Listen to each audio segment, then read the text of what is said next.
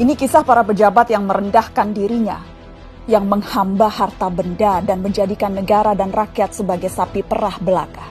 Saat kita semua menahan diri untuk melakukan ini dan itu, beberapa politikus dan pejabat kita malah tetap bernafsu untuk nodong sana-sini, ngutil sana-sini.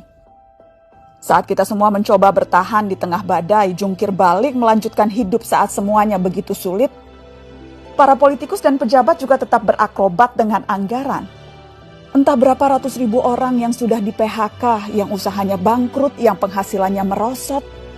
Tapi itu tak mengurangi nafsu para pejabat rakus yang tidak punya harga diri. Menteri Kelautan dan Perikanan bersama beberapa staf khusus dan pejabat kementerian meminta cashback dari setiap benih lobster yang diekspor. Mereka memakai uangnya untuk berbelanja barang-barang mewah persis ketika kebanyakan dari kita sedang mati-matian bertahan memenuhi kebutuhan-kebutuhan pokok. Saat banyak orang kelimpungan mencari ruangan perawatan karena kamar-kamar rumah sakit sudah sesak dengan pasien COVID, Wali Kota Cimahi malah memperjualbelikan izin pembangunan rumah sakit. Dan yang lebih gila lagi, para pejabat Kementerian Sosial berikut dengan menterinya sekaligus malah menodong para vendor dengan uang cashback. Mereka meminta Rp10.000 dari setiap paket bantuan sosial. Paket senilai Rp300.000 untuk meringankan beban hidup rakyat. Tega-teganya dipotong untuk dinikmati sendiri. Dan itu dilakukan oleh mereka yang disumpah untuk membantu rakyat bisa bernapas lebih mudah di tengah himpitan hidup.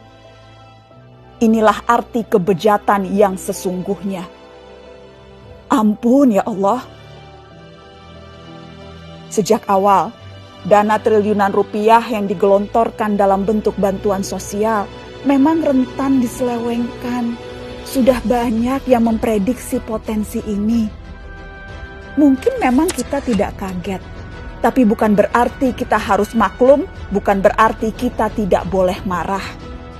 Kasus-kasus korupsi di tengah pandemi membuktikan kompas moral para politikus dan pejabat kita memang sedang berada di titik terendah. Bahkan pandemi yang membunuh banyak orang, menyengsarakan banyak orang, tak membuat para pelaku menahan diri dari hasrat memperkaya diri sendiri. Pandemi justru menjadi peluang untuk menggarong lebih banyak. Kegentingan dan kedaruratan justru jadi ruang baru untuk bertindak lebih brutal, lebih banal, lebih ugal-ugalan, dan lebih tidak tahu malu. Publik, kita semua justru dibebani pekerjaan tambahan. Selain harus bertahan hidup, kita justru harus lebih teliti mengawasi kebijakan dan penggunaan anggaran. Tambah capek, tambah pegel, tambah frustasi. Tapi pilihannya tidak banyak. Semakin kita apatis, semakin senang mereka menggasak uang negara. Pandemi terbukti melahirkan kebiasaan-kebiasaan baru. Kecuali perilaku para politikus dan pejabat kita.